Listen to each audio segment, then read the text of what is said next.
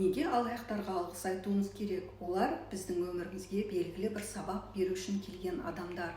Біз бала позициясына кіріп аламыз да, вот оңбаған алаяқтар менің ақшамды алып қойды, мені алдап кетті деп оларды жек көріп, оларды оңбаған деп барынша оларға ренжиміз. Ал өзіңізге анализ жасап көріңізші, бұл ситуация сізге не үшін келді? Сіз нені дұрыс жасамай жатсыз?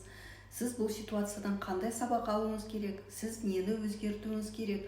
Осының бәрін түсініп, қабылдап, өзіңізге сабақ алған кезде бұл ситуация өзінен өзі шешіледі. Мендегі де осы ситуация болды.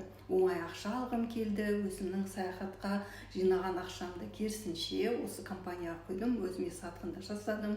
Осының бәрі маған осыны жөнде деп сабақ ретінде келген, осыны қабылдап мен түсінген кезде бұл ситуация өздігінен өзі шешілді. Көп ұзамай 3 айдың көлемінде сол 1 миллион теңге мен күтпеген жерден маған келді. Сондықтан достар, бұл кез келген сізді ренжітетін ситуацияда сіз бірінші өзіңізге анализ жасаңыз. Парақшам ұнаса лайкыңызды басыңыз, осындай достарыңызбен бөлісіңіз. Және де төменге өзіңіздің осы жайында пікіріңізді қалдырыңыз.